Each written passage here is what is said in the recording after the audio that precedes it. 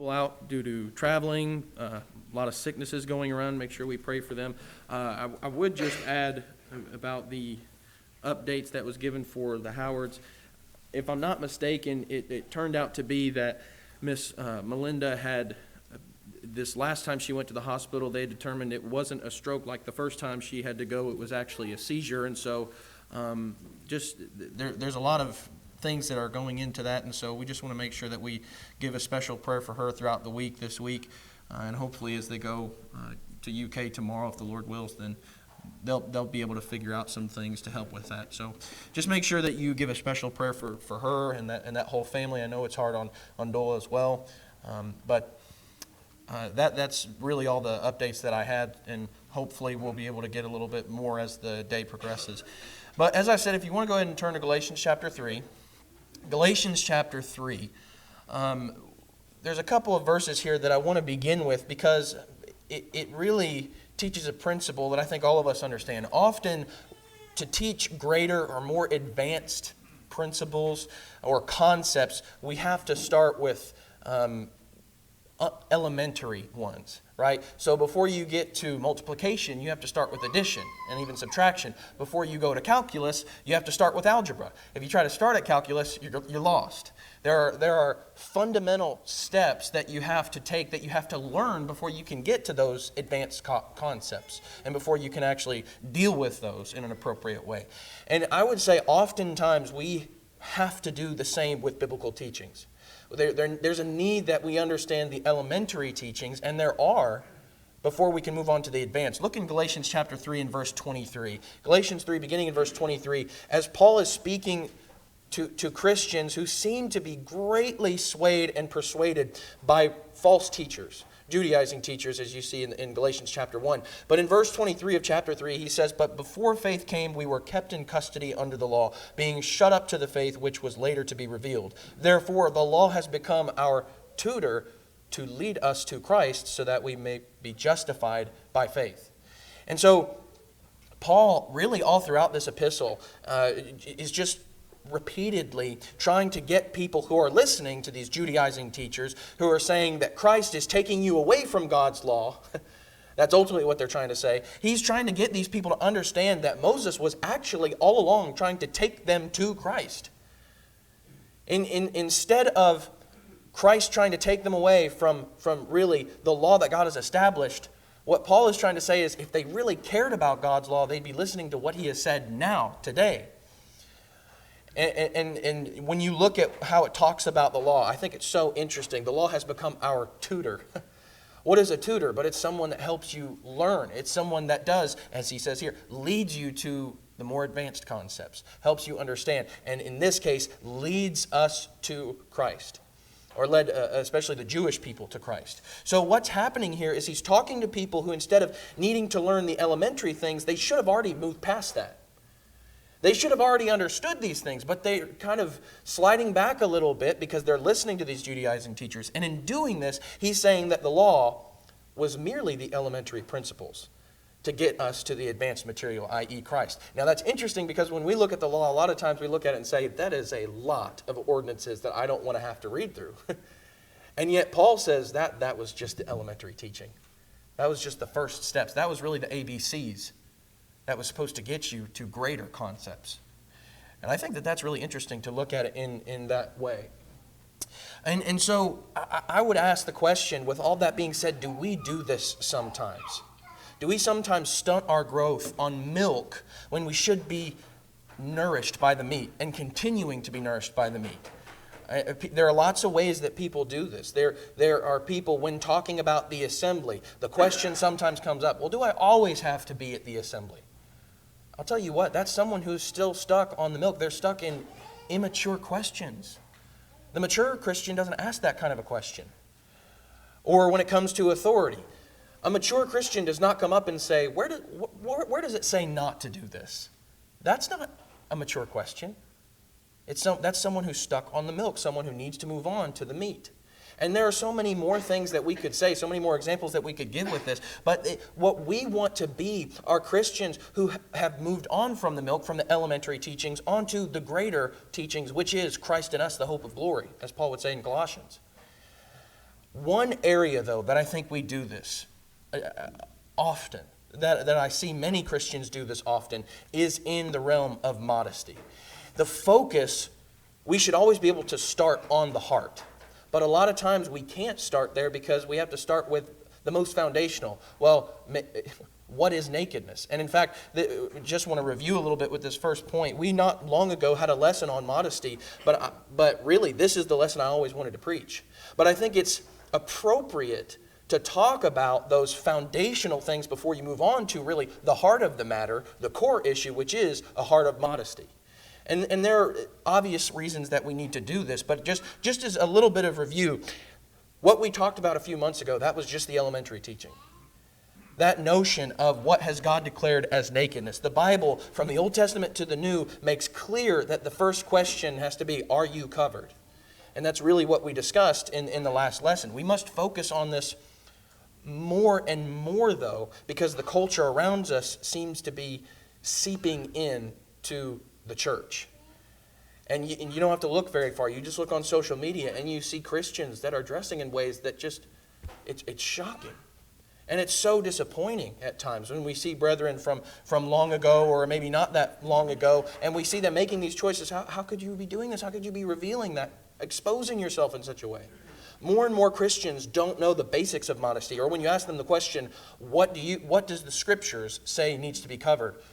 More and more Christians can't give you an answer from the Bible.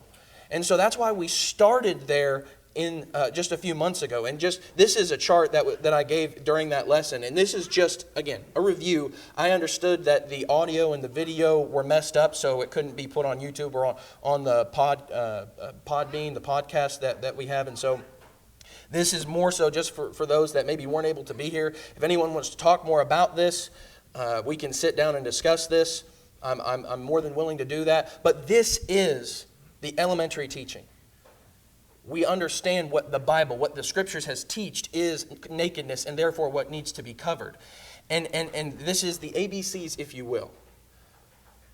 But now, the New Testament starts talking about more advanced things. Now, it's not just, are you wearing enough? It's not just all this that you see on the screen before you. It's maturing, at least it's supposed to mature into, what are you communicating with what you wear?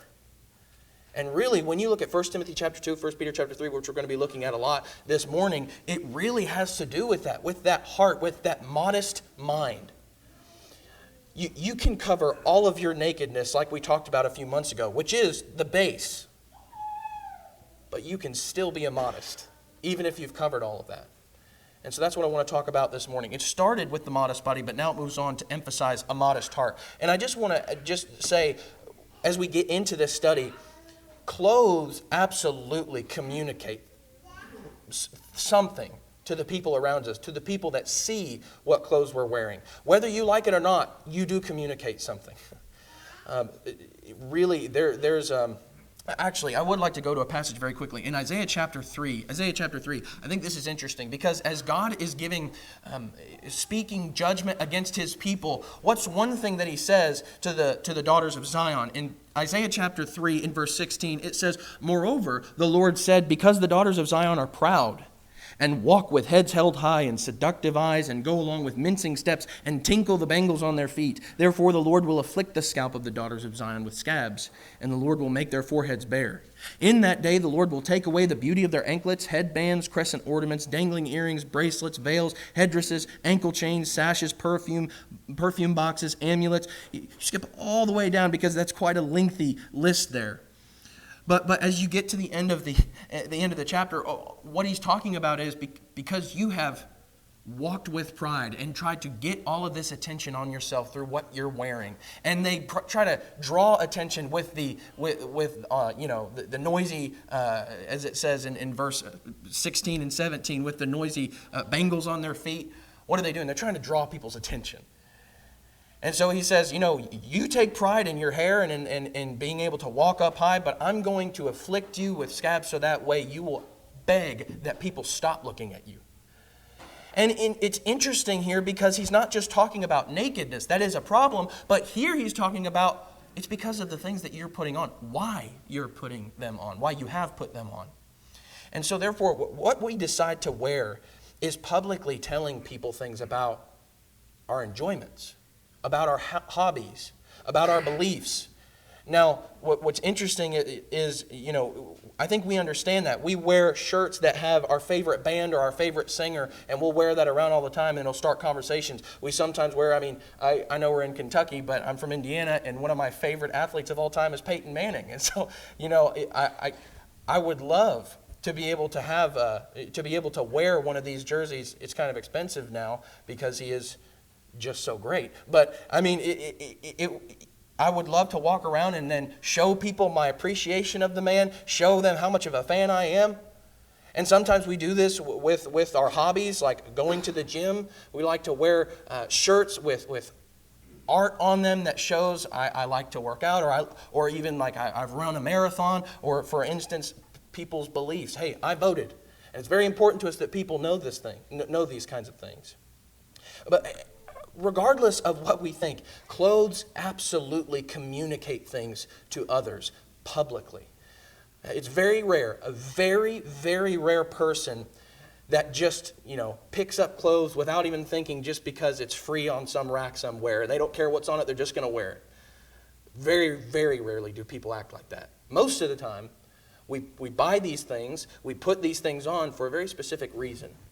And we need to be careful about what we are communicating with our clothes. Now, if you think that this is not true, if you think that our clothes don't communicate things to others, I would like to just give you a couple of quotes. There was a woman named Mary Quant, I don't know exactly how to say her last name. I believe she's French, but she was a fashion designer in the 1960s, and she wasn't the person that invented this necessarily, but she was one of the people that designed this and really revolutionized in the fashion industry the mini skirt and the mini clothes. This is something that she said about the mini skirt at one point. She said, "Mini clothes are symbolic of those girls who want to seduce a man." I think that's interesting. Because what we see here is even the world understands that clothes communicate things. And we can't sit back and say, no, it doesn't. You're just looking too deep into this. No, they do. And it's not, I know she lived back in the she really got popular in the 1960s because of this. But I'll tell you, there was an article, because I wanted to investigate this a little bit more. There was an article that was published this year, April 14th, 2023, by a woman named Harriet Hall, and the title of the article was "How Mary Quant's Miniskirt Liberated Women." Just from the title, you can see that's not necessarily an ideal that that a Christian wants to push or wants to be behind. But one of the things she said was about her how she liberated women. She said it was a youthful look signifying an energetic innocence that belied its rebelliousness. You really think that clothes don't communicate something? They do. They really, really do. In fact, there are reasons that people, when they go to funerals, me as a man, I understand that when I go into my closet, I'm not going to choose the brightest colored shirts and ties that I have when I'm about to go to a funeral. And I'm a man. And so we understand that clothes communicate things. And so if the world is saying this, the Christian has no excuse. We need to understand this as well. And we need to care about what our clothes communicate. We need to care why we're buying the attire that we are.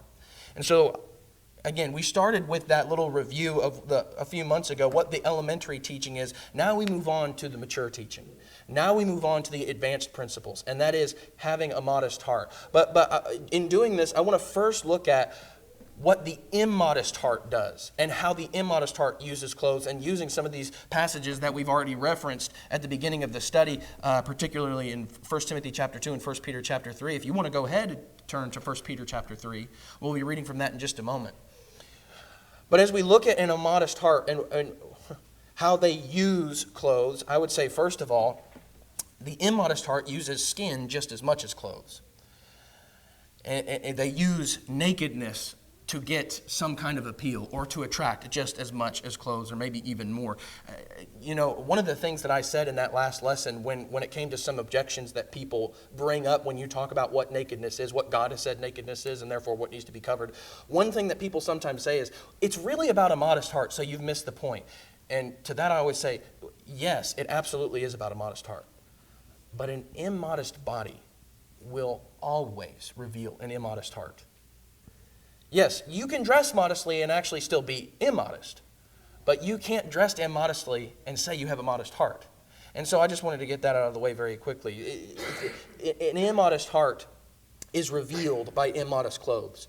But moving on from that, an immodest heart uses clothes to fit in. Now, we kind of understand what we mean by that, especially when you're younger. There is this great temptation to fit in with the people around you, especially when you're going to public school. There is a lot of pressure to look, to act, to talk like the people that are around you. And why? Because you don't want to make waves. You don't want to be the person that has to make a big deal and be the stick in the mud just because you have a different belief than others. It is a great pressure that young people have today. And so there's a temptation to fit in, and sometimes this is how clothes are used. Now the question is that we need to ask more often is, who are you wanting to fit in with more? Who is it that you want to make peace with and therefore compromise to make that peace? When it comes to a mature Christian, when we're trying to build young people up to be mature Christians, we need to strike at the heart of the matter and ask these kinds of questions. Parents and brethren, for that matter, need to ask tough questions, not just to belittle someone, not just to make them feel bad, but to really make them think, why am I doing this? Why am I wanting this kind of attire? Why do I want to look like this? Over in 1 Peter chapter 3, beginning in verse 5. 1 Peter chapter 3, beginning in verse 5. We'll read the whole passage in just a moment. But after he talks about, in verses 3 and 4, about this modesty, he goes into a little bit more explanation and says in verse 5, "For in this way in former times the holy women also who hoped in God used to adorn themselves, being submissive to their own husbands. Just as Sarah obeyed Abraham, calling him Lord, and you have become her children if you do what is right without being frightened by any fear." What's interesting is the first two verses here of 1 Peter chapter 3, it doesn't start necessarily with modesty. It starts with, he's trying to tell wives who may have unbelieving husbands, this is how you act. If you want to bring him to Christ, if you want to be a good example that will make him think about being converted, this is how you need to act. And then he talks about modesty. And then as we just read in verses 5 and 6, this is how the women of old, this is how women like Sarah used to adorn themselves, with submissiveness, with humility. I'll tell you what, the world hates to look like that. Submissiveness. I don't know if you've ever watched The Bill Cosby Show. I have not. I'm not advocating it whatsoever, but I did see a clip of it come up on Facebook not too long ago, and I just thought it was so accurate about our current culture today. Bill Cosby's wife on the show, there was someone who was listening to a conversation between them, and she said, would you two like coffee? And the fellow said, oh, I didn't realize you were that kind of a woman. She said, what do you mean, what kind of woman? He said, the kind of wife that serves. And then she goes on for about a minute and a half in this really powerful speech about, hey, I would never be a servant. I'm not a servant. We're just helping each other out. And how dare you even insinuate that I am this kind of submissive, this kind of servant? And I thought it was funny because it's like, I mean, he said a compliment to you. The show wanted to indicate, no, that's not a compliment. That's really that's putting her down. That's demeaning to her. But really, that was a compliment. That a woman would ever feel like she was lower of a person for being compared to Sarah. But that's the world. The world likes to look at that and say that is demeaning. And so coming back to that question of if people want to fit in, we need to ask with who? Do you want to fit in with these godly women? If not, why not? Why is it that you don't want to fit in with someone like Sarah, who has adorned herself with submissiveness and humility? What's wrong with that? We need to ask those questions point blank more often. And I'm not just talking about with our children, but with our brethren around us. What's wrong with this? In fact, when you think about sometimes younger people who do just want to fit in with the crowd, I think it would behoove us to again, get more pointed and say, why would you want to look more like ungodly people? Clarify, actually. Why do you want to look more like people who do not love God? Because that really is the heart of the matter. We're talking about the heart of modesty. What someone is saying is, I want to look more like, I want to be chummy with the people who do not love God. That's the heart of the issue. And so we need to be more pointed in those kinds of questions. Who is it that you're trying to fit in with, and why? Why wouldn't you want to fit in with Sarah? I don't know why. Well, an immodest heart also uses clothes to draw attention to themselves, him or herself. This isn't just a woman issue. I know a lot of the applications have to do with women, and I think that's because the world really tries to, when it comes to fashion, they really focus more on women. I think partially it's because men don't really care as much about being trendy necessarily. But that's not necessarily across the board. But we already kind of mentioned this over in 1 Timothy chapter 2. 1 Timothy chapter 2.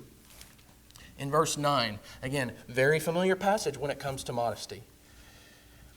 1 Peter chapter 2 and verse 9. Look at what Paul says, what kind of words he uses about how he wants these Christians to look like. It says in verse 9, likewise, I want women to adorn themselves with proper clothing, modestly and discreetly, not with braided hair and gold or pearls or costly garments. Now, especially we look at that word modestly, and I think, and we kind of already made this point in the last lesson a few months ago, it's talking about a shamefacedness. It's about a person who actually has the ability to blush. Unfortunately today, there's not a lot of people who can blush. About the only people who do blush are the ones that are Christians. But we need to have that ability to like Adam and Eve when they were in the garden, when they knew that a holy and pure God was coming before them, and after they had sinned, they knew they needed to hide themselves because they were naked. We need to have that sense of shame. We need to have that ability to blush. But especially that word discreetly. I think that's interesting. What do you think he's trying to say when it comes to discreetly? The prideful person wants to bring attention to themselves. The prideful person says or thinks, all right, what's going to turn heads? The prideful person says, how am I going to get people to start staring at me or look at me? The modest person, however, tries to keep attention off of themselves. In Matthew chapter 6, during the Sermon on the Mount, Jesus starts talking about, I think, this kind of attitude. This isn't about modesty necessarily. I think there is kind of a secondary application of modesty here. But look at what it says in Matthew chapter 6, beginning in verse 16. It says, whenever you fast, do not put on a gloomy face as the hypocrites do, for they neglect their appearance so that they will be noticed by men when they are fasting. Truly I say to you, they have their reward in full. But you, when you fast, anoint your head and wash your face so that your fasting will not be noticed by men, but by your Father who is in secret, and your Father who sees what is done in secret will reward you. Now, he doesn't use the word modesty, but it really does talk about it. I mean, doesn't it? Here are people who are specifically putting things upon themselves, not exposing themselves, but they're trying to make sure that they look a certain way, so that way they'll get attention from other people. That their faces are sunken in, and they make sure that they put a lot of attention on making sure that they look like they haven't eaten, or they have truly fasted because they are just so holy. God says, make sure that you're not just trying to get people to look at you. In fact, do the opposite. Work to make sure that people don't notice you. And I think that really comes down to what Paul means when he says discreetly. It should be that our clothes are not just rebellious. It should be that our clothes are not just drawing all kinds of attention to ourselves. We shouldn't be asking, like the immodest heart, will this be attractive? Will this get his or her attention? Or will this turn heads, as we said a moment ago? That's not what the modest heart says. That's what the immodest heart asks. Let me ask, if I, the preacher, came up in the most flamboyant of colors, is it okay to come to worship in something that is going to grab attention? Now, I'm not saying that if a preacher comes up and wears like a red suit jacket, that it's a problem.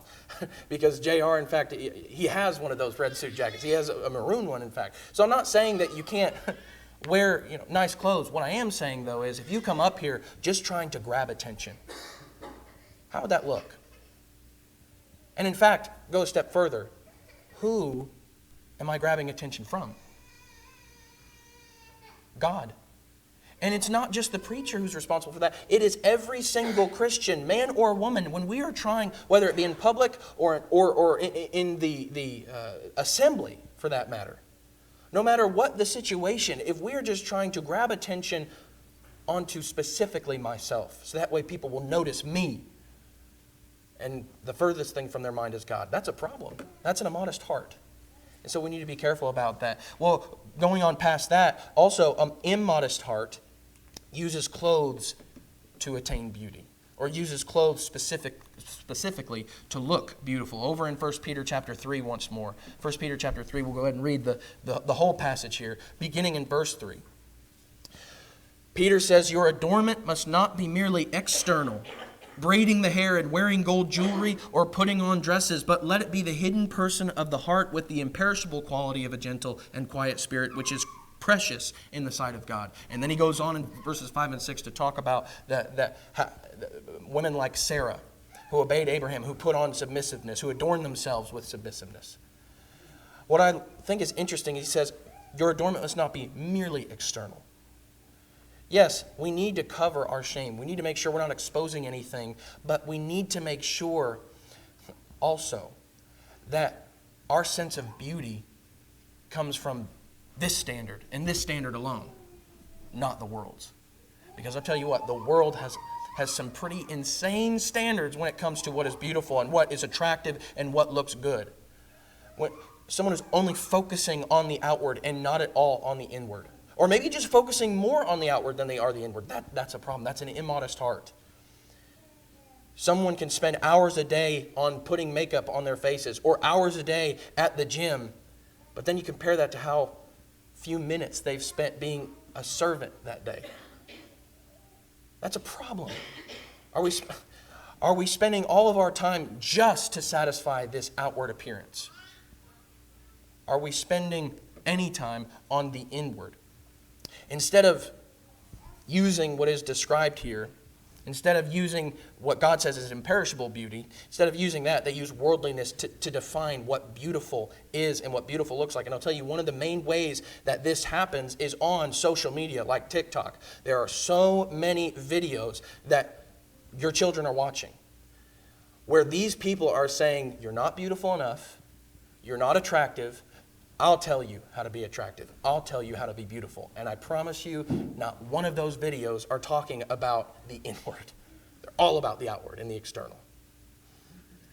But that's something that is being ingested every single day. And I'll tell you what this sounds like, worldliness. Someone who defines beauty by worldliness. It's someone who asks what's trending or what's trendy right now. What looks hot right now? Now, listen, I'm not saying all trends are bad.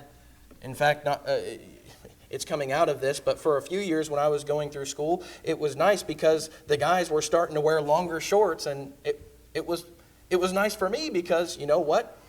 Everybody was wearing the same kind of shorts that I was. But now that's kind of going by the wayside. But when it comes to the world defining or being the standard of what beauty is, it's just depressing.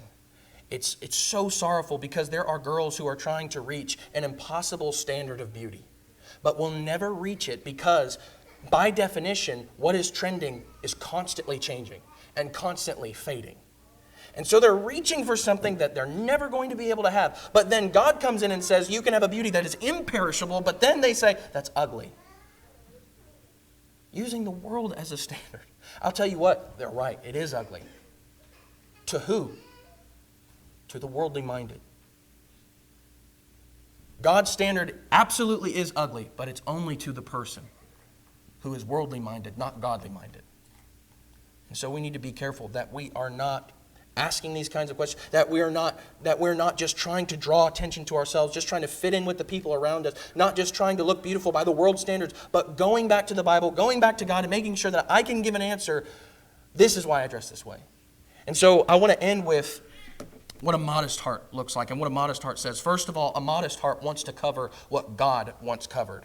And I go over this throughout this lesson because, you know, it could be that maybe you put enough clothes on.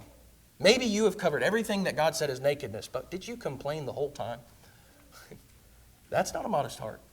That's someone who is immature and needs to move on into the advanced principles. Not just, I don't want to have to do this. But moving on to the more mature questions of what is this going to communicate to the people around me? What is this going to communicate to unbelievers? What is this going to say to my brethren, my brothers and my sisters in Christ? Not only that, but a modest heart wants to draw attention to God. Not to themselves, but over to God. Back in Proverbs chapter 31, Proverbs 31, as wisdom, godly wisdom, is speaking about what really just the most beautiful kind of woman. It's interesting how the Proverbs describe this woman. I like the way that before verse 10 in my Bible, it has the description of a worthy woman. I really like the way they put that there. But in verse 23 of Proverbs chapter 31, look at what it says. As it's describing this kind of godly woman, it says, her husband is known in the gates when he sits among the elders of the land. Now, why is the husband known? Not because of perishable or worldly beauty, but because of his wife's godly, holy, chaste life. That's why he receives this kind of honor, because she has truly adorned herself with the same things that Sarah has. Now, should it not be the exact same way when it comes to bringing honor and attention to God today? Shouldn't it be that we are trying to put not any attention on ourselves, but by our example, by being lights, just being a reflection of that light, ultimately pointing to God, ultimately pointing to Christ in us? That's what we need to be focusing on. Over in 1 Timothy chapter 2, once more, in verse 9, just read this one last time. Likewise, I want women to adorn themselves with proper clothing, modestly and discreetly, not with braided hair and gold or pearls or costly garments, but rather by means of good works, as is proper for women making a claim to godliness. So just read the whole passage there. Are we getting attention by making a statement with our attire? By making a statement with how we look around other people? Or are we getting attention by good works? That's the question. That's a question we need to ask ourselves, and only we can be honest with ourselves. Finally, a modest heart wants to leave no room for doubt. No room for doubt in anything. A mature Christian doesn't ask, well, how high is too high? A mature Christian does not ask, is this too revealing? That's an immature Christian. The mature Christian does not ask, is this too tight? No, the mature Christian says, I don't want to leave any room for doubt. I want to make sure that I'm dressing appropriately. I want to make sure that I am reflecting the holiness of God. And I would just encourage you to read that article that Brother Doy Moyer, that I put in the bulletin by Brother Doy Moyer. I just thought it was spot on. God says that we are to be holy like He is holy. Do people see that holiness, or are people seeing that we are just only care about turning heads, getting people to be fascinated by the latest trend, the latest fad that we've put on? I'll tell you what else this sounds like, at least the immature Christian. Someone who sees something like in the store and says, well, I don't know about this. Let's just buy this, then we'll figure out how to make it work for God's standard. How much like Balaam that is. Balaam knew what God had told him to do in Numbers chapter 22. He knew that God said that these were a blessed people, Israel, and you're not going to curse them. But what was he trying to do? He's trying to figure out a loophole. He was trying to figure out a way to get what ultimately he wanted and still be on God's good side. That's not a mature Christian. You go back to that story of Balaam, what happens? It leads to destruction. It leads to death.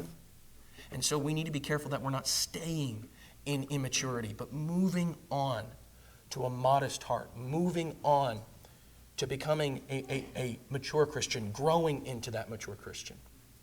I would say, if you have put on Christ, are you stuck on the basic elementary teaching? You can help to move past that. You can get help to move past that.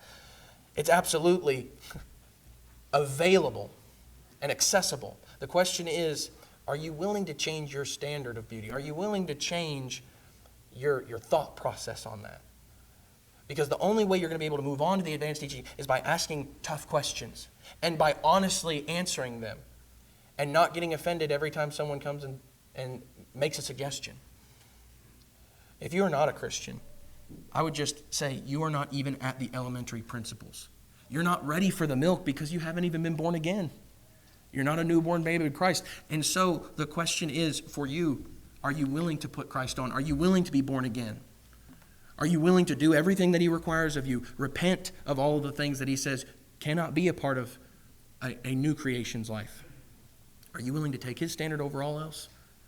Are you willing to confess his name, confess that he is the Son of the living God, be baptized into his death to rise in newness of life? You can have that this morning, and you can begin growing into maturity. But it starts with this step. Are you willing to accept his invitation this morning? If you're subject to the invitation of Christ by any means, please come forward as we stand and as we sing.